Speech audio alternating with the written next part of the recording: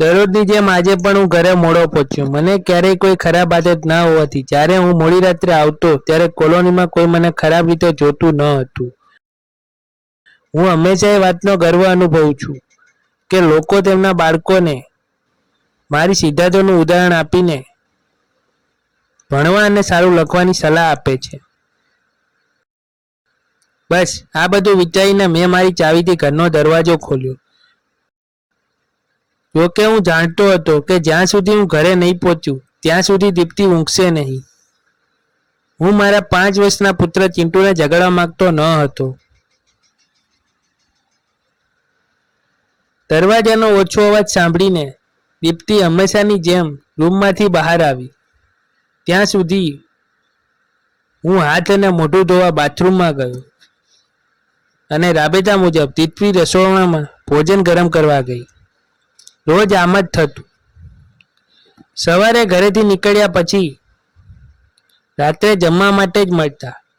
દીપ્તિને આ પ્રકારની જીવનશૈલીથી કોઈ સમસ્યા ન હતી.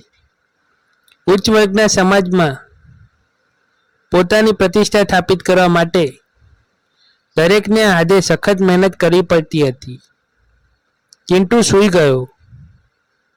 જમતી વખતે મેં દીપ્તિને પૂછ્યું, હા, હું ઘણા સમયથી તારી રાહ જોઈ રહ્યો હતો, પણ પછી રાહ જોતા હું સૂઈ ગયો. દીપ્તિએ ફરિયાદ સ્વરમાં કહ્યું, પણ દર વખતની જેમ મેં તેને સ્મિત સાથે ખસકી દીધું.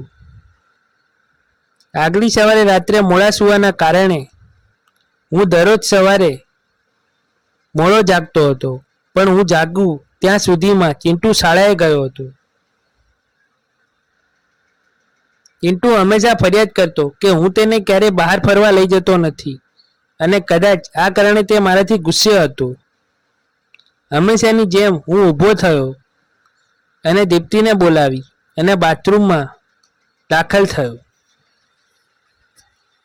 થોડી જ વારમાં દીપ્તિ નાહવા માટે ગરમ પાણી લઈ આવી. જો તમે ત્યાં ના હોત તો મારું શું થાત? હંમેશાની જેમ મેં પાણીની ઢોલ લેતી વખતે મારો ક્લિયર ડાયલોગ બોલ્યો અને હંમેશાની જેમ દીપ્તિ હસતા હસતા રસોડામાં ભોજન બનાવવા ગઈ.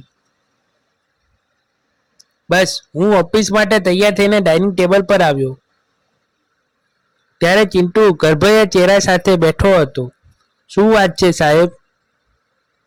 તમે આજે શાળાએ નથી ગયા?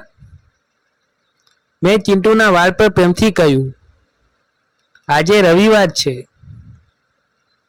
ચિંટુ ગુસ્સામાં કહ્યું, કામની ભૂલમાં હું એ પણ ભૂલી ગયો હતો કે આજે રવિવાર છે અને મેં આજે ચિંટુ સાથે ફિલ્મ જોવા જવાનું વચન આપ્યું હતું, પણ આજે મારે ક્લાયન્ટ મીટિંગ્સ માટે ઓફિસ જવાનું હતું.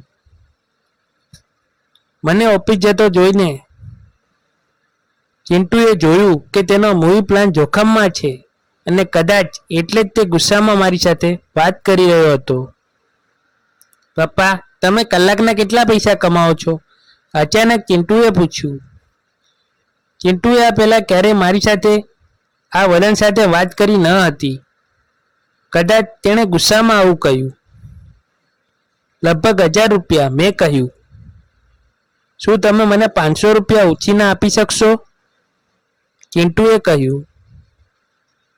પણ તમને પૈસા કેમ જોઈએ છે? મેં કહ્યું. બસ મેં ચિંટુને 500 રૂપિયા આપ્યા અને અંદરથી તેની પીગી બેંક લઈ આવ્યો. ચિંટુએ તેની પીગી બેંકમાંથી 500 રૂપિયા કાઢ્યા અને 1000 રૂપિયા મારા હાથમાં મૂક્યા અને કહ્યું, શું તમે મને કાલે તમારો 1 કલાક સમય આપી શકશો? હું તમારી સાથે બેસીને જમવા માંગુ છું. ચિંટુએ આ ક્રિયા પર મેં ચિંટુને થપ્પડ મારી.